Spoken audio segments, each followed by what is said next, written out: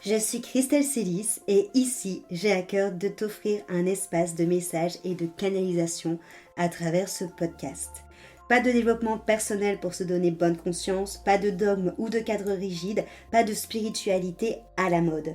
Tu es au bon endroit si tu veux t'incarner pleinement, libre, en connexion avec ton âme et le divin et honorer ta puissance ainsi que le vivant. Je t'inviterai toujours à révéler ta propre vérité et ton unicité. Alors ensemble, découvrons les énergies qui t'entourent et les messages de ton âme. Installe-toi confortablement et que l'épisode commence. Et bonjour à tous, bienvenue dans cet épisode de podcast. On continue notre petite série. Aujourd'hui, je vais vous parler justement de certaines cases, certains dogmes de la spiritualité qui vient nous couper finalement de notre propre, pouvoir et de notre propre puissance de cœur. Hier, je vous ai parlé de la société qui cherchait à diviser, diaboliser, à rendre pas crédible toutes les pratiques d'écoute de soi, d'analyse émotionnelle, de connexion au subtil. Et lorsqu'on arrive à passer au-dessus de ça, c'est-à-dire que lorsqu'on arrive à emprunter la fameuse porte étroite et sortir du chemin plus ample, on rentre du coup dans tout ce qui va être le nouvel univers de développement personnel, de développement spirituel, slash tutti quanti quoi.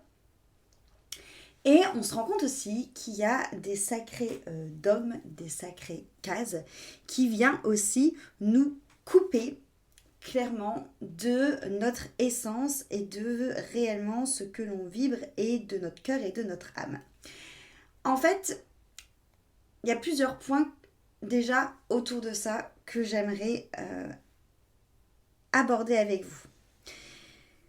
Ce que j'ai pu remarquer durant mes plusieurs années en tant que thérapeute, c'est que certaines personnes rentrent en effet dans cette quête de soi pour apprendre à mieux se connaître, mais ne sont parfois pas en mesure d'avoir vraiment envie de mieux se connaître.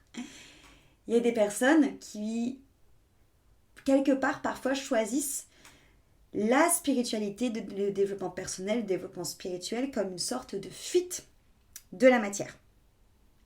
Comme si que le fait d'être que connecté à l'invisible, au subtil, était tellement doux qu'en fait on ne vient plus chercher des réponses pour nourrir notre expérience humaine, mais pour fuir notre expérience humaine.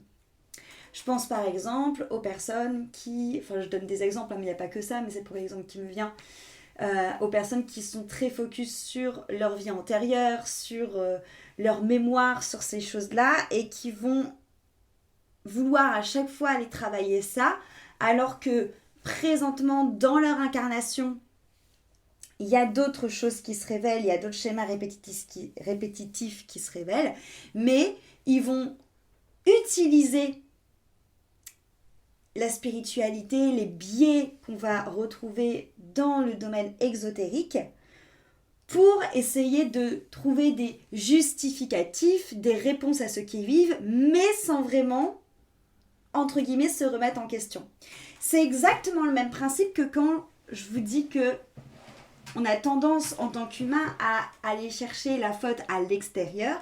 Là, c'est finalement, on ne vient pas poser la faute sur une personne extérieure, mais on vient poser la faute sur une vie antérieure, un ancêtre, une mémoire, peu importe. Ça ne veut pas dire que ça n'existe pas.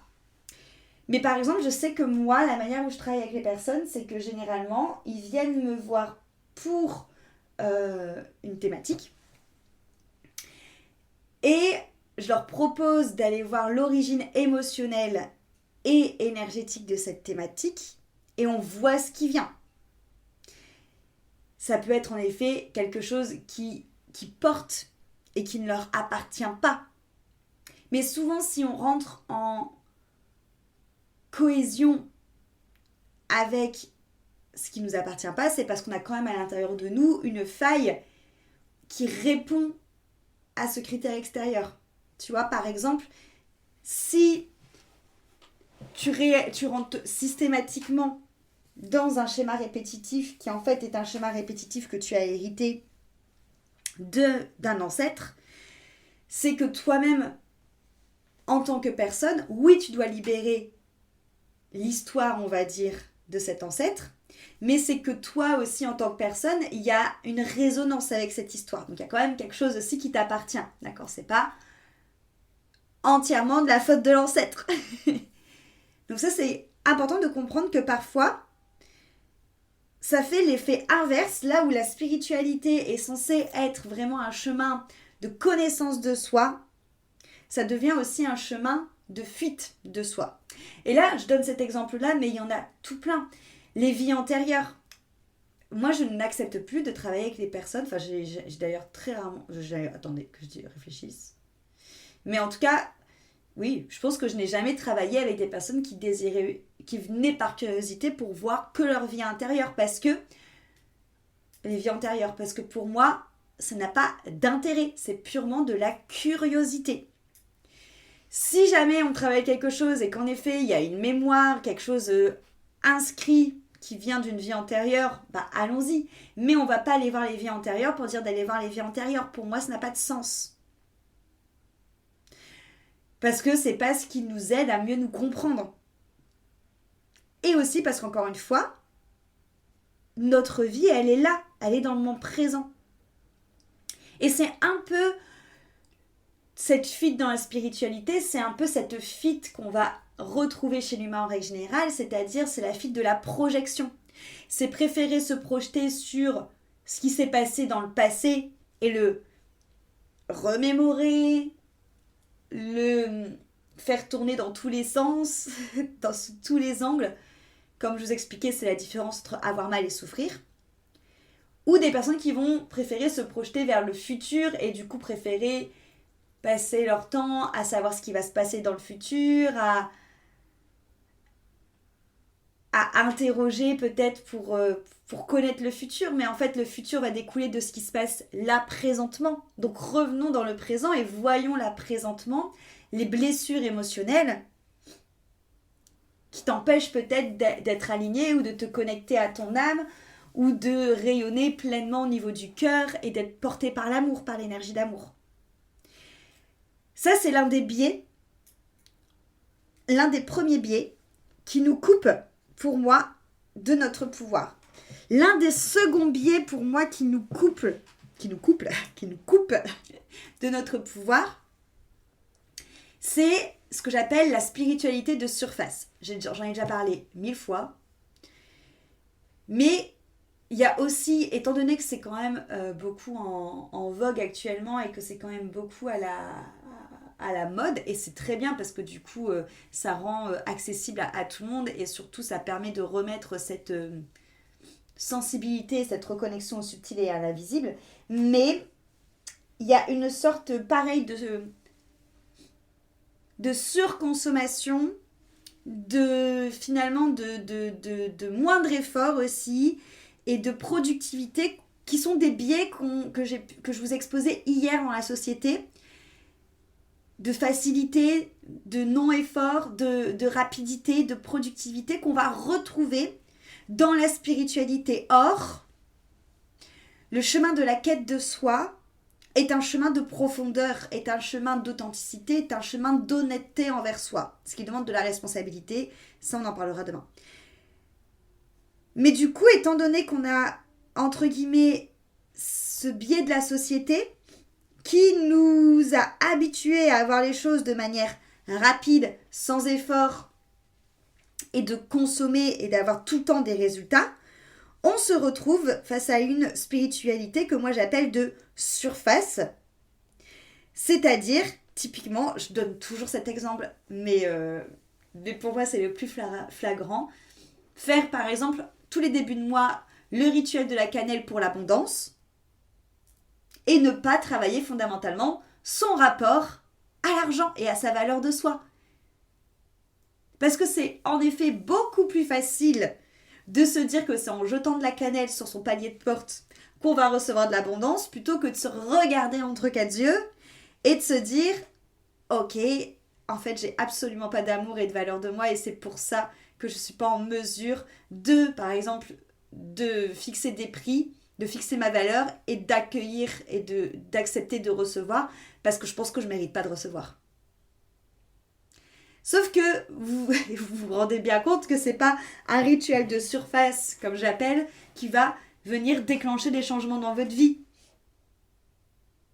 C'est le fait de vraiment entamer un chemin vers vous qui va faire changer les choses. Lorsque je travaille avec les personnes que je suis, c'est profond. Mais c'est pour ça qu'elles ont autant de changements dans leur vie, qu'elles changent autant de réalité. C'est parce qu'on va fondamentalement voir à l'intérieur d'elles quels sont les schémas, les croyances limitantes, les biais que leur mental et leur système nerveux met en place pour les protéger, qui sont des biais limitants, enfermants, qui les coupent de leur grande version d'elles. C'est pas en faisant juste une visualisation. C'est pas en écrivant juste une lettre à leur future version d'elles. Je dis pas que ça marche pas, mais pour moi, ces choses-là, ce sont des exercices couplés à un travail beaucoup plus profond, beaucoup plus authentique avec soi-même. Et trop de personnes aujourd'hui font des petits rituels, vont se connecter à Pierre-Paul Jacques, à telle ou telle énergie, à tel ou tel cycle lunaire, mais sans aller réellement travailler à l'intérieur d'eux. Et du coup, vont être toujours dans une sorte de cercle en répétant tout le temps la même chose, en attendant désespérément un miracle. Sauf que si tu ne sors pas justement de, entre guillemets, ce développement perso un peu superficiel, il va rien se passer en fait. Parce que travailler sur soi, ça demande de l'honnêteté, de l'authenticité. Et c'est aussi en lien avec la responsabilité qu'on verra demain. Vous voyez qu'on finit par la responsabilité parce que c'est vraiment un petit peu le maître mot qui relie un peu tout ça. Et un autre point aussi, c'est que la plupart des personnes rentrent aussi dans la spiritualité, le dev perso, parce que elles en ont marre qu'on essaie de les rentrer dans des cases, ou alors c'est parce qu'elles n'ont pas trouvé une case qui leur correspondait. Par exemple, généralement, des personnes qui ont toujours été sensibles au subtil et à l'invisible, qui ont toujours ressenti très fort les énergies, qui ont pu parler parfois justement avec l'invisible, avec le subtil, ou des personnes tout simplement, sans même parler d'invisible, qui sont hypersensibles, ont toujours eu l'impression d'être en décalage avec ce que la société nous renvoie du fait de devoir être lisse, de devoir être dans une productivité sans ralentir, sans écouter ses cycles, d'être concret, toutes ces choses-là, tout ce que j'ai pu vous parler hier. Donc ces personnes se sentent en décalage depuis le début, ce qui est totalement normal, mais vont rentrer dans un système qui est la spiritualité aujourd'hui qu'on nous propose, où elles vont de nouveau s'enfermer dans des cases. Mais ça reste une case. Et c'est ça aussi, se reconnecter réellement à votre essence, à votre âme, c'est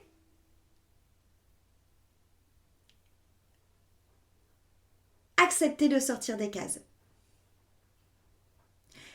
Parce que les cases, oui, c'est rassurant. Parce que quand on est dans une case, toujours même système primitif de notre cerveau, quand on est dans une case, c'est qu'on appartient à un groupe, c'est que du coup, c'est très grégaire comme manière de penser, mais c'est que du coup, on ne va pas mourir parce qu'on n'est pas seul. D'accord ? C'était très primitif. Sauf que, écoute-moi, tu es tellement unique. Tu es tellement singulier qu'aucune case ne te correspond réellement. Une case, c'est t'enfermer quoi qu'il. Une case, c'est te restreindre. On est beaucoup plus que ce qu'on imagine, déjà parce qu'à chaque fois, on a toutes les polarités en nous. Et aussi parce que quand tu te mets dans une case et que tu t'identifies en tant que cette case, ça a un moment où ça rassure, mais il y a un moment où tu te rends compte que cette case, en fait, ne correspond peut-être pas totalement à la définition que tu te fais de la chose, ou que cette case t'enferme quelque part vers quelque chose alors que tu as envie d'aller voir quelque chose. Et c'est carrément ok.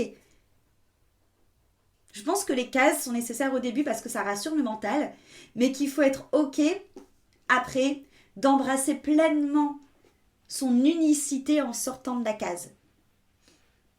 Parce que c'est dans cette unicité que tu découvres la mélodie de ton âme et que tu découvres quelque part ta grandeur. Parce qu'elle est unique, elle est singulière. Et clairement, moi c'est quelque chose, vous savez, pour lequel je lutte, c'est contre ces cases et contre ces dogmes. Parce que, encore une fois,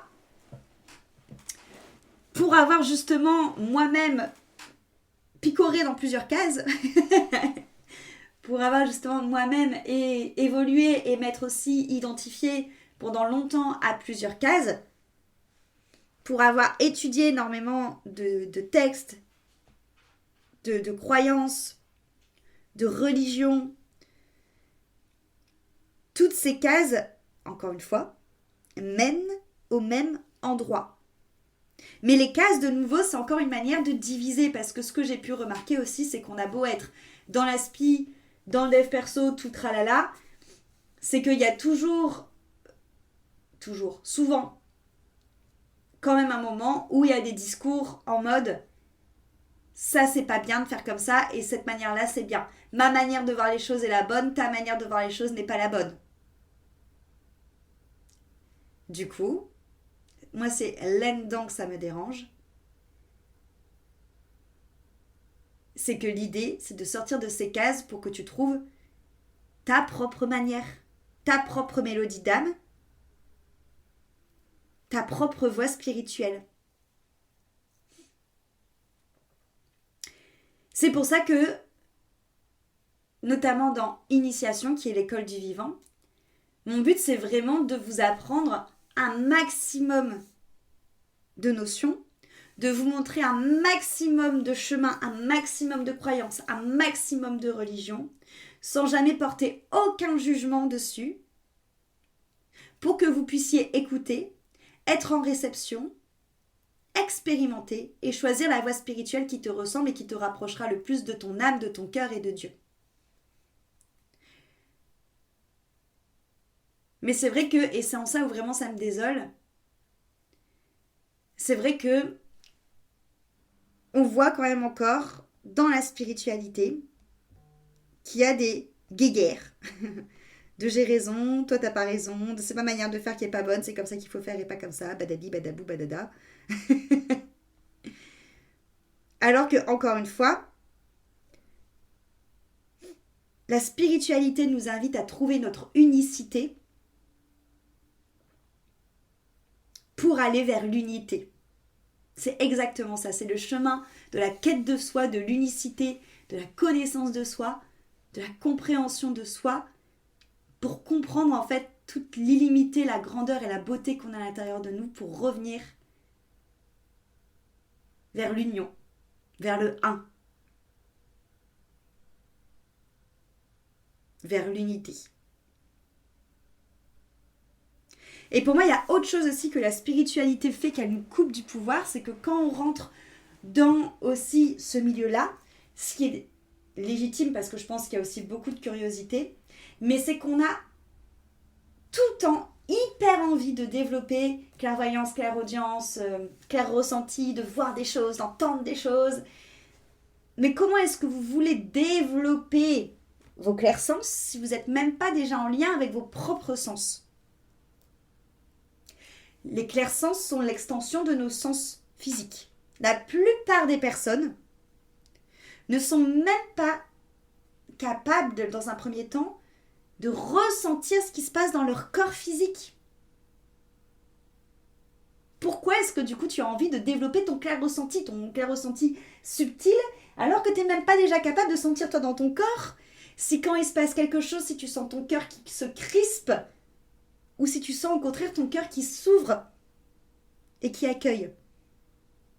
C'est comme si que tu voulais apprendre, je vais faire une métaphore très bidon et basique, mais c'est comme si que tu veux d'abord apprendre à courir, alors qu'en vrai, tu t'es même pas déjà occupé de tes pieds.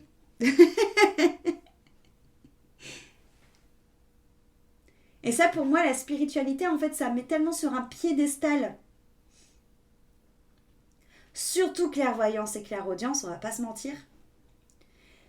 Que je vois qu'il y a plein de personnes qui sont hyper frustrées de ne pas les avoir. Mais déjà, ressens dans ton corps. Et si déjà tu ressens dans ton corps, bah, sois content de ouf parce qu'il y a tellement de gens qui sont coupés de leur corps.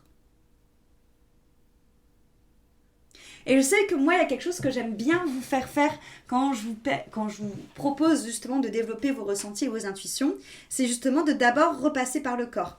Parce que par exemple, on parle beaucoup du pendule, mais le pendule, en fait, il fait que amplifier les micro-mouvements que notre corps fait quand quelque chose est favorable ou quelque chose est, entre guillemets, défavorable pour nous. Donc avant d'utiliser un pendule, avant de vouloir développer clair ressenti, clair audience, clair tralala, ferme les yeux et ressens ce qui se passe dans ton corps. Est-ce que je me sens angoissée? Est-ce que je me sens stressée? Est-ce que je sens qu'à l'intérieur de moi, je me sens crispée, enfermée, étriquée, restreint?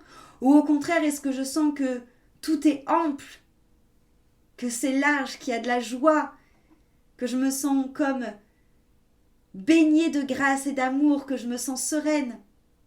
Déjà, ça c'est un putain de thermomètre pour savoir si ce que tu vis est ok ou pas. Pas besoin d'avoir des infos en clairaudience. Tout est déjà dans ton corps. Mais pareil, l'idée aussi c'est de continuer cette quête de soi et aussi d'analyser les messages de notre corps. De prendre le temps de se poser. Est-ce que ce que je ressens là, c'est parce qu'il y a une part de moi justement qui est stressée, qui a peur? Est-ce que du coup je vais aller voir cette part-là? Et c'est une info hyper importante dans la quête de soi, la compréhension de soi. Et je vais parler à cette part-là. Et une fois que j'ai compris ce que cette part a à me dire, qu'est-ce qui se passe? Est-ce que ça change quelque chose? Ou pas? Est-ce que du coup le fait que je me sente toujours étriquée et restreint, est-ce que c'est parce qu'il y a encore quelque chose qui bloque à l'intérieur de moi? Ou est-ce qu'en fait c'est tout simplement je le sens pas? Mais pourquoi je le sens pas? Est-ce que c'est parce qu'il y a une peur qui m'empêche d'avancer? Ou est-ce que c'est vraiment un véritable warning de mon corps? Et ça, c'est au plus vous allez l'expérimenter, au plus vous allez prendre le temps d'écouter votre corps et pas de vouloir à tout prix faire et avoir des réponses. Et bien au plus justement vous allez avoir assez de sagesse et de compréhension de vous-même pour savoir écouter les signaux et savoir finalement en déduire ce qui en découle. Le corps est notre premier messager.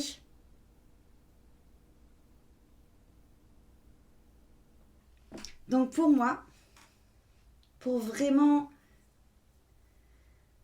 se reconnecter à son âme, à cette essence, à notre cœur, il est important de vraiment choisir un chemin de quête de soi avec honnêteté envers soi-même et accepter d'y aller vraiment en profondeur, pas juste en surface pour se donner bonne conscience ou parce que c'est cool, c'est sympa, c'est à la mode. C'est accepter du coup qu'on a tous une part du miroir de la vérité et qu'on cherche juste tous à passer par notre unicité pour revenir finalement après à l'unité. C'est du coup sortir des dogmes, des cases, des étiquettes. C'est faire en sorte de ne pas fuir la matière. et de vivre cette spiritualité dans la matière, d'ancrer. C'est pour ça que c'est vraiment cette notion qui est importante pour moi, de faire descendre le divin sur terre, d'ancrer la spiritualité dans la matière, parce que c'est ça qui va clairement changer le monde et qui changera clairement votre réalité aussi. Parce que si vous vivez une spiritualité désancrée, votre monde matériel, votre réalité ne risque pas de se changer. Donc c'est vraiment d'ancrer tout ça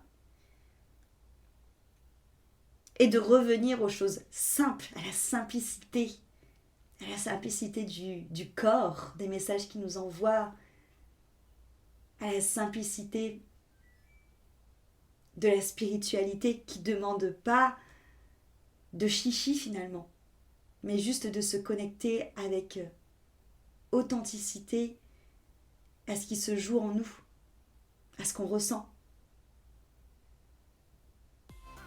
Et c'est là où ça nous demande de prendre très souvent nos responsabilités.